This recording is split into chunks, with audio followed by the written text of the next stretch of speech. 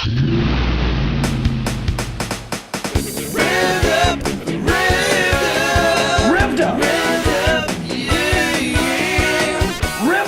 the preaching is clear, concise, convicting, and quality. Hey there, y'all, and welcome to another edition of Revved Up with me, the Reverend D. Raymond Montgomery, or D-Ray, as some like to call me. It's exciting to have y'all here this week. This is one of those editions of Revved Up that's ripped from the headlines. I always kind of wanted to say that. I'm a big fan of all of the Law and Order television programs. There's 6 of them, and they're all ripped from the headlines almost every week. And I don't know exactly what that means, but I get the sense that sometimes what it means is it's current. You know, it's fresh in people's heads. That's the way our Revved Up is this week. Ronnie, you picked a good question for us. Now, the question is war okay? Is it okay that we are at war, or is it okay for Christians to be at war? Let me just say this. When we ask the question, is war okay? Let's just start right off the bat and say nobody likes war. Well, I mean, except Civil War reenactors and those militiamen in Wyoming. But nobody also, I guess you could say warlords and gun dealers, ammunition suppliers. So there are a few, reporters probably, mercenaries who make a living that way. You can't blame them for liking war. I suppose military police, they don't have to be chasing all the drunk soldiers all the time because the soldiers are busy. So there are a few people who like war. But other than that, typical people, you and me, regular Joe, we don't really like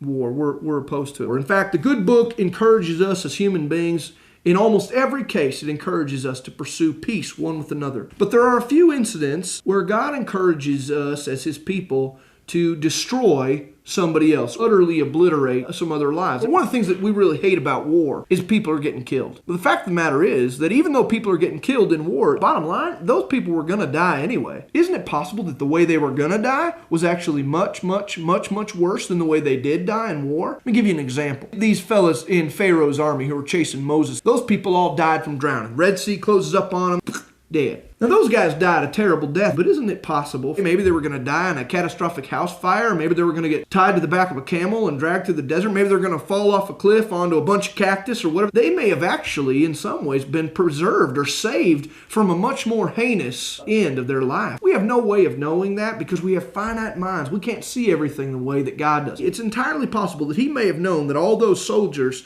were going to die in terrible ways. Maybe they were going to be disemboweled or drawn and quartered. Maybe they were going to be put in the Iron Maiden, and God saved them from that. So in some ways, war is actually merciful in the way that sometimes it kills people who are going to die in much worse ways. The second way in which war is justified, spiritually speaking, is that sometimes it's a natural byproduct of our actions. So let me give you an example here. If I took my hand and I stuck it into a beehive, well, now you wouldn't call what the bees do to my arm and my hand and maybe my shoulder, those bees aren't declaring war on my hand. They're stinging me and trying to kill me because I violated their space. If I was to hit an old lady who was crossing the street illegally with my Benz, you wouldn't call what that lady does to my bumper and my hood and a little bit of my windshield. You wouldn't call what she does to my car war. It's not declaring war on my car. We would call that justice. We would say that woman is getting what she deserves. She should have been in the crosswalk. The same thing is true. Sometimes we look at what's happening between two nations, and I would say that what they're getting is the consequence of what is essentially nothing more than spiritually jaywalking. And the army of the Lord is like my Mercedes. They just get what's coming. They should have been in the crosswalk, but they were walking against the light.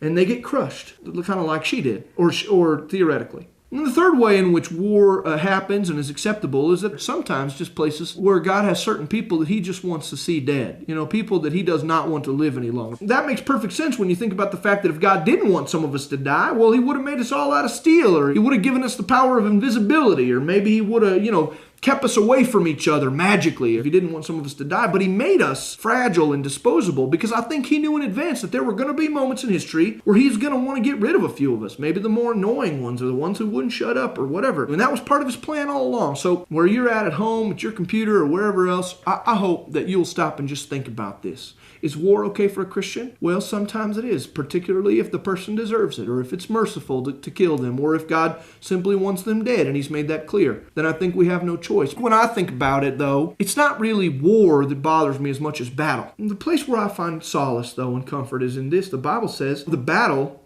is the Lord's. The thing I'm so upset about, it's not mine, it's God's. So I can just let it go. I can ask my 3 questions and just let it go. I hope that helps. Sheds a little light in your life there this week. And again, it's been a privilege. I appreciate you paying attention to our program. This is the Reverend D. Ray Montgomery with Revved Up, and we'll see you next time. Bye-bye.